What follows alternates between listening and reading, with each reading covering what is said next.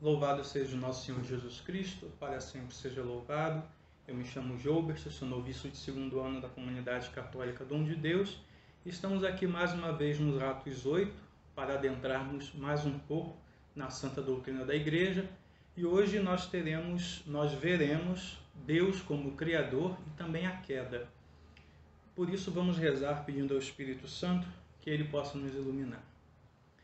Em nome do Pai, do Filho e do Espírito Santo. Amém. Vinde, Espírito Santo, e enchei os corações dos vossos fiéis, e acendei neles o fogo do vosso amor. Enviai o vosso Espírito, e tudo será criado, e renovareis a face da terra. Oremos, Deus, que instruístes vossos fiéis com a luz do Espírito Santo, fazer que apreciemos retamente todas as coisas segundo o mesmo Espírito, e gozemos sempre da sua consolação por Cristo, Senhor nosso. Amém.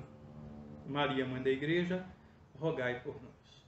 Em nome do Pai, do Filho e do Espírito Santo. Amém. Muito bem. Hoje nós vamos falar sobre dois temas muito importantes. O primeiro é falar sobre Deus como o Criador de todas as coisas, né? Nós vemos na Sagrada Escritura o seguinte, lá em Gênesis capítulo 1, versículo 1, vai nos dizer o seguinte: No princípio, Deus criou o céu e a terra. A terra era sem forma e vazia, e sobre o abismo havia trevas, e o Espírito de Deus pairava sobre as águas. Deus disse: haja luz, e houve luz. Interessante que aqui fala da figura de Deus como aquele que criou o céu e a terra, fala do Espírito como aquele que pairava sobre as águas, e fala da palavra de Deus, que a partir da sua palavra tudo foi criado. Aqui, de forma ainda oculta, nesses primeiros versículos, vamos compreender também a Santíssima Trindade. Aqui ainda não se falava disso, Deus ainda estava começando a se revelar ao seu povo, mas a palavra aqui, por onde é criada todas as coisas, já é a segunda pessoa da Santíssima Trindade. O Espírito que paira sobre as águas é essa potência e poder de Deus também, por quem Ele faz todas as coisas. E Deus mesmo, Deus Pai, que é o Criador de tudo, certo? A criação é o começo da história humana, né? Deus cria o tempo e a história para nós, para os homens. Porque em Deus não há tempo, Deus é atemporal. Mas Ele é atemporal, como que eu posso dizer, né? Deus não está no tempo, mas não é por isso que Deus é imóvel. A gente entra em um problema filosófico que diz que, Aristóteles vai dizer, né, que é necessário que exista um motor que seja imóvel, mas que movimente todas as coisas. Daí ele vai fundamentar filosoficamente a criação, né, que existe um ente, uma entidade, né, um ser que criou todas as coisas, mas que ele é incriado. Aristóteles falava sobre isso como aquele que não se move, aquele que é imutável. Podemos compreender a Deus como imutável porque nele não há necessidade alguma. Deus não precisa de nada, porque se ele precisasse, ele não seria perfeito. Mas existe um movimento em Deus, necessariamente. Não por necessidade, mas necessariamente existe um movimento em Deus de amor entre as três pessoas. Certo? Eu sei que isso pode parecer um pouco confuso, mas como eu disse da vez passada, quando nós falamos de Trindade, se a nossa cabeça fica um pouco confusa, a gente está começando a adentrar o mistério, né? Porque mistério não se compreende, mistério se contempla, mas nós, intelectualmente, queremos chegar o mais próximo possível do mistério. Por isso que estudamos, certo? E moldamos a nossa vida a esse mistério que contemplamos um pouco mais de perto. A criação, por Deus, ela acontece, ela tem uma direção, né? Acontece a criação, mas ela só estará, a meta da criação é o Cristo. Ele é o cume de todas as coisas, né? Ele é o foco, podemos dizer assim, ele é o foco de Deus Pai, né? Deus Pai olha para o seu Filho, e já olha para o seu Filho com amor eternamente, e esse amor é o Espírito, né? Nós entendemos isso, pelo menos o conceito, né? Mas o grande clímax da criação, digamos assim, é o Filho, porque todas as coisas foram criadas por Ele, nele e para Ele. Porque embora a criação seja atribuída a Deus Pai, nós temos que entender que como Deus ele tem uma única essência, né? É uma única substância, é uma única natureza, tudo isso é sinônimo, pelo menos aqui quando falamos de Trindade, né? Como ele tem uma única essência, mas são três pessoas realmente distintas, mas nessa única substância, a Trindade não se separa. Então, no ato criador, embora atribuamos essa missão ao Pai, está presente neste ato criador o Filho e o Espírito Santo, porque o Pai cria pelo Filho no poder do Espírito Santo. Todas as coisas são assim, né? Toda a ação de Deus é conjunta. A Trindade sempre age conjuntamente, embora sejam pessoas diferentes, mas de uma mesma essência. Certo? E é interessante nós entendermos também que, talvez isso soe um pouco mais filosófico, mas é necessário que nós entendamos essas categorias para entendermos mais como funciona a nossa compreensão sobre o mistério que é Deus, né? Deus nós chamamos de o ser subsistente. O que quer dizer isso? Ninguém sustenta Deus no ser.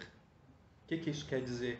Ninguém sustenta Deus na sua existência, no seu existir. Ele existe por si e não foi criado, ele é incriado. Mas ele é o ser aonde todas as coisas estão alicerçadas. Ele é o ser que é incriado, mas que criou todas as coisas. Ele é o ser subsistente e nós subsistimos nele. É como se fosse assim. Imagine que Deus é o grande e único alicerce de uma construção que é todo o universo. Se ele retira sua mão, não é que as coisas caiam. As coisas simplesmente não existem. É o que nós chamamos de aniquilação. Ser aniquilado não é ser morto, não é ser derrubado, não é ser destruído. Ser aniquilado é não ter existido. Você passa, outra categoria filosófica, né? Do ser, do existir, para o não ser, o não existir. É como se fosse do cheio para o vazio. Então, em Deus nós somos, nós existimos e nós nos movemos, como vai dizer São Paulo também. Então Deus é o ser subsistente e nós só subsistimos em Deus porque Ele nos sustenta no ser. E no prólogo de São João vai dizer que Deus criou todas as coisas pelo seu verbo, pelo seu logos, por sua palavra. Deus criou tudo por sua palavra. Deus disse e tudo se fez. É necessário entender que quando fala que Deus criou tudo por sua palavra, quer dizer que Deus criou tudo pela segunda pessoa da Santíssima Trindade. Não estamos falando só de palavras de modo vocal, mas estamos falando da palavra de Deus como pessoa existente, distinta do Pai e do Espírito, mas que com o Pai e o Espírito formam um só Deus. Certo? Criando o homem, Deus o deixa livre para que possa cooperar com o seu desígnio. Quando Deus cria o mundo, Ele vai criando todas as coisas, existe uma sequência de coisas que Deus vai criando, e Ele coroa a criação com o homem. Por quê? Aqui quando eu falo homem, vocês entendem, obviamente, que é homem e mulher. Eu não preciso usar essa linguagem de homem e mulher, porque quando eu digo homem, vocês já entendem o gênero humano. Quando Ele cria o gênero humano, cria o homem, então, ele é a coroa da criação porque somente o homem é dotado de razão, dessa intelecção que permite a ele, que capacita ele, que torna o homem capaz de ir até o seu Criador. É criado o homem à imagem e semelhança de Deus, para que ele possa fazer parte da vida divina de Deus. Certo? É isso, é essa a ideia de Deus, digamos assim, né? Que o homem participe da vida divina dele.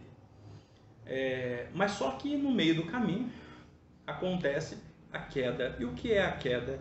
A queda é o pecado original. Pecado original é chamado porque é o primeiro pecado, onde se originou o pecado da raça humana, ali em Adão e Eva, a sua esposa. Adão, criado à imagem e semelhança de Deus, né? E Eva também, obviamente. Adão, no segundo relato da criação, é aquele que dorme o sono profundo, e Eva então é tirada da sua costela. E por que é tirada da costela, né? Essa linguagem? Porque não está nem muito acima e nem muito abaixo. Quer dizer então que a mulher ela tem uma igualdade com o homem, uma dignidade igual ao do homem. Aqui nós temos que separar um pouco a ideia infeliz que foi introduzida na nossa sociedade hoje desse feminismo doentio. A mulher ela sempre foi considerada na cultura judaica e cristã como aquela que tem a mesma dignidade que o homem. Mas no tempo e na história, por costumes diversos, existiam regras éticas do que a mulher poderia ou não fazer. Isso não interfere no reconhecimento da sua dignidade como ser humano, certo? Não interfere no reconhecimento da sua dignidade. Questões éticas são uma coisa que a gente pode falar sobre, mas uma dignidade diante de Deus, isso sempre foi reconhecido, tanto que está aqui no relato do Gênesis, um texto já de mais de 3.000 anos, onde já se reconhecia a igualdade da mulher em sua dignidade diante de Deus, certo? Então acho que não cabe aqui uma questão feminista burra, não é? Acho que não é o caso. Então Deus, quando cria o homem e a mulher, ele cria na sua liberdade. Nós só podemos amar a Deus, nós só podemos retribuir algo a Deus, né? Entenda, retribuir não é poder fazer igual, trocar, né? Você me faz uma coisa, eu faço uma coisa a você de igual peso. Não. O retribuir a Deus está aqui como o entregar-se a Deus, uma vez que Ele me deu a vida. Porque nós nunca vamos poder retribuir a Deus tudo o que Ele fez e faz por nós. É algo muito desigual. E é isso que acontece. Então, Deus cria o homem na liberdade, no livre-arbítrio, e coloca para o homem, então, que existem duas árvores no Jardim do Éden. Muita gente aí vai dizer que é uma só. Leia lá, são duas árvores. A do conhecimento do bem e do mal e a árvore da vida, certo? A mulher, então, tentada pela serpente, vai, então, experimentar do fruto da árvore do bem e do mal, assim desobedecendo a Deus, e também entrega o fruto ao seu marido. Poderemos dizer que é o fruto da desobediência também ao seu marido. Aí acontece o que nós sabemos, Deus vem, como diz a Sagrada Escritura, Deus vem então passear no jardim para se encontrar com o homem e a mulher. Esse passear no jardim significa que Deus tinha intimidade com eles, e Deus não os encontra, eles se escondem de Deus, eles vão para longe de Deus, eles cortam esse elo de intimidade com Deus, porque eles dizem estarem nus, tendo vergonha de si, certo? E acontece aí então que eles se autocondenando, porque eles escolheram dessa forma, eles são expulsos então do Jardim do Éden, e a árvore da vida, aquela que não foi tocada, ela é então selada por anjos para que eles não experimentem dessa árvore. É interessante notar que essa árvore da vida, que não é tocada mais por eles, mas que poderia garantir a imortalidade, ela vai ser retratada para nós e ela é a pré-figuração da cruz. Porque a cruz é chamada da grande árvore da vida, cujo o fruto pendido, pendurado, é o próprio Filho de Deus, aquele que nós nos alimentamos na Eucaristia, e agora podemos ter a imortalidade que nos foi negada naquela árvore da vida no Jardim do Éden. Por que nos foi negada? Porque existia um pecado, uma interrupção na nossa relação com Deus que nos impedia usufruir desse fruto de imortalidade. Mas pelo sacrifício de Jesus Cristo na cruz, esse elo foi refeito e agora nós podemos tomar parte no fruto da árvore da vida e viver na vida divina de Deus eternamente. E que fruto é esse? É o próprio Senhor. Ele é o fruto da árvore da vida, que é a árvore da Santa Cruz. Mas bem, o homem desobedece. É o livre-arbítrio, o mistério do livre-arbítrio. Deus não nos faz marionetes, né? E aí o que acontece? Acontece então o mal, que nós podemos chamar de mal moral. O mal moral é o pecado. Existe uma moral, né? Uma lei inscrita no coração do homem por Deus. Existe uma moral que depois ela vai ser positivada, ou seja, vai ser escrita nos 10 mandamentos. Mas essa moral existe no coração do homem. E toda vez que essa moral é transgredida, é cometido um mal, né? Cometido um pecado. Mas existe também o chamado mal físico, que não se caracteriza como pecado. O mal, ele é sempre ausência de bem. É o vazio, é aquilo que o bem teria que preencher, mas por nossa escolha não é preenchido. E o mal físico, que não é considerado um pecado, mas também é um desígnio de Deus. Por exemplo, se eu nascesse sem um braço, é próprio da minha natureza humana ter 2 braços, correto? Ter 2 braços. Mas se eu nascesse sem um braço, isso seria chamado, então, e é chamado de mal físico, porque há uma ausência de braço. Lembra que o mal é a ausência de bem? O meu bem seria ter o braço, mas agora eu nasci sem. Então existe aqui um mal físico, uma ausência de algo que então me seria natural.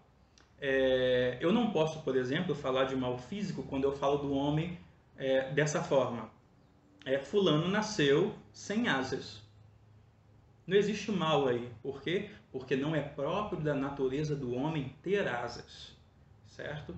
Então, não há mal físico se um homem nascer sem asas. Há o mal físico se ele nasce sem uma perna, se ele nasce cego, porque isso não é da natureza do homem. O que é da natureza é ele ser composto de todas as coisas do seu corpo, coisas que são naturais, coisas que são da sua essência. Esse é o mal físico, né? Que Deus vai fazer pelo seu desígnio, né? Pelo seu amor. E existe o mal moral, que é então a ausência da graça de Deus pela minha escolha. Eu sei os mandamentos, eu sei o que tenho que fazer, mas eu escolho outra coisa. Eu escolho, como Adão, como Eva no pecado original, a me emancipar de Deus. Eu crio então uma independência de Deus. Eu quero fazer tudo fora de Deus. Por quê?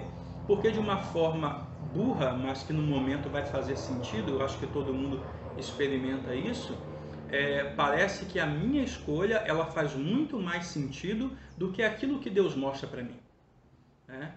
É como se eu dissesse, e digo de fato, mas só que de forma inconsciente, porque ninguém se atreve a pensar isso, ninguém em sã consciência, mas como eu dissesse, Deus está errado ao meu respeito. Eu sei o que é bom para mim.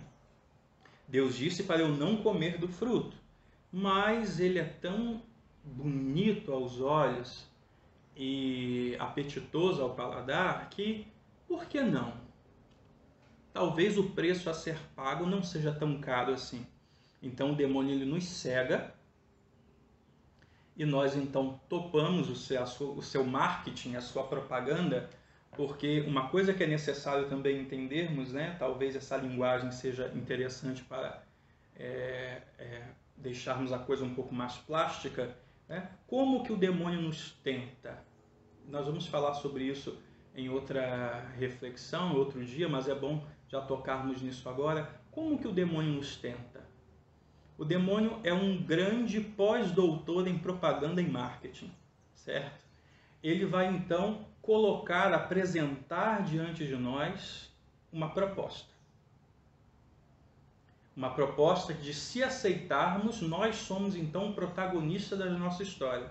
Então erramos, então causamos o mal moral, então excluímos da nossa vida a graça de Deus. Aí você me pergunta, mas o demônio nos oferece propostas de uma forma tão apetitosa, tão, como vai dizer a Sagrada Escritura, sobre o fruto que Eva comeu, né? Era tão bonita aos olhos e apetitosa ao paladar, que às vezes parece que a gente nunca vai conseguir vencer essa proposta. E de fato, por nós mesmos, nós nunca vamos conseguir. É a graça de Deus, mergulhados na graça de Deus, é que nós vamos conseguir dizer não às propostas do demônio. Por quê? Porque mergulhados na graça de Deus, quando vier essa proposta, que nós chamamos de tentação, nós vamos ter o discernimento que é dado pelo Espírito para entender, isso é algo mal. Isso vai me levar para o mal. E então eu vou sair daquela situação, renunciar àquela situação. Mas para isso acontecer é necessário que eu seja uma pessoa de oração, eu seja uma pessoa que leia a palavra de Deus, eu seja uma pessoa que estude, que eu compreenda os dogmas da igreja, que eu seja devoto à Virgem Maria, que eu conheça aquilo que eu creio, né? Porque senão eu serei totalmente indefeso. E aí vou aceitar todas as propostas que me são feitas pelo demônio ou por qualquer outra pessoa, né? Porque se você não sabe aonde você está e para onde você está indo, todo caminho serve. Então, quem te apresentar um caminho primeiro, ganha. Então, por isso que eu sempre insisto com vocês, é necessário rezar e é necessário estudar, certo? Porque muitas vezes na nossa vida de oração vamos ter uma ausência de sentidos da oração. Não vai estar fácil rezar. Mas se a nossa intelecção está abastecida pela verdade que cremos, pela verdade que estudamos, pela verdade que testemunhamos, ainda que eu não sinta, eu prosseguirei. Ainda que eu não sinta, quando vier uma tentação, por aquilo que sei, poderei renunciar. Entendem? Então é isso que acontece. O demônio nos tenta com as propostas e somente pautados na graça de Deus teremos o discernimento de recusar essas propostas. E para terminarmos essa nossa reflexão, nós vamos pegar a Sagrada Escritura.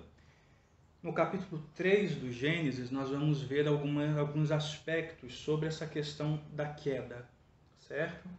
A primeira coisa, em Gênesis 3, a partir do versículo 1 e depois do versículo 4, os seguintes, vai dizer: a serpente era o mais astuto de todos os animais selvagens que o Senhor Deus tinha feito. Agora, do versículo 4, a serpente, porém, respondeu à mulher: de modo algum morrereis. Ou seja, é um ser que mente, né? A serpente é um ser que mente, que vai confirmar aquilo que eu estava falando para vocês. Existe uma proposta. Deus tinha falado à mulher e ao homem, né? Não coma do fruto porque vocês vão morrer, vocês vão se apartar da vida divina que vocês têm. Mas o demônio diz, de modo algum você vai morrer. Deus realmente ele tem medo que você se iguale a Ele, que você possa tomar conta da sua vida. Deus tem medo que você possa se governar, porque Ele quer te governar, Ele é esse ditador que quer tomar conta da sua vida. Então, se você não faz aquilo que Deus está te pedindo, na verdade você adquire o quê? Você adquire liberdade.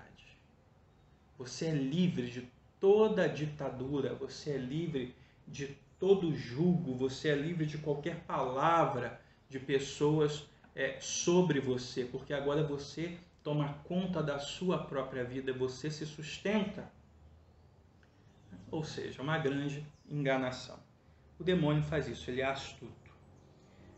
No capítulo 3, versículo 6, vai dizer: a mulher viu que a árvore era boa para dela comer, agradável aos olhos e desejável por dar entendimento. Era bonita aos olhos, era agradável ao paladar e era desejável porque ela ia me dar aquele entendimento que o demônio falou que eu praticamente mereço ter, né? Essa liberdade que Deus estava me privando e que agora eu preciso ter, porque a minha mente agora está liberta. Né? Eu estou dizendo assim porque é a filosofia de vida que está em voga hoje em dia. Né? Deus é uma ideia inventada pela igreja para dominar as pessoas. Certo? É uma invenção judaico-cristã. O homem agora pega o protagonismo da história, o centro da história. Vocês verem, né?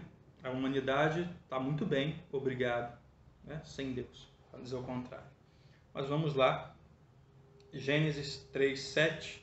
Então os olhos de ambos se abriram e reconheceram que estavam nus. Entrelaçaram folhas de figueira e fizeram tangas para si.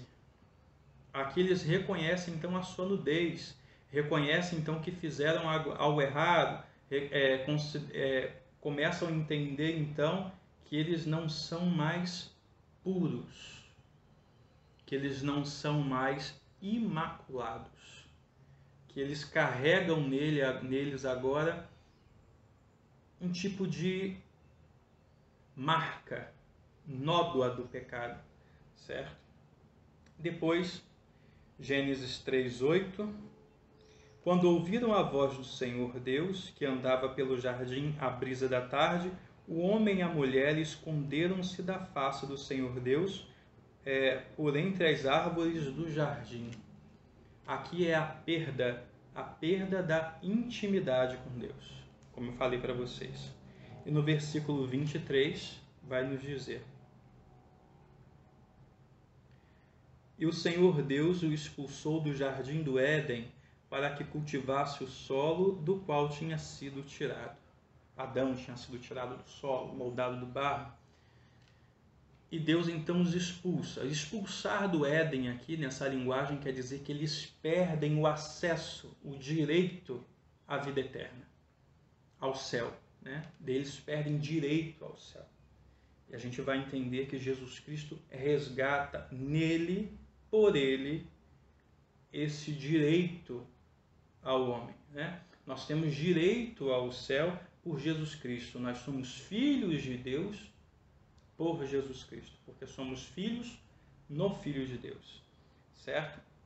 Após isso, nós vamos ver que vai começar a acontecer na terra, com essa expulsão do homem, um alastramento do pecado. Né? A gente vê isso em Caim e Abel, né? Um irmão lutando contra o outro, um irmão que mata o outro, que o sangue do irmão que é jogado na terra clama a ira de Deus.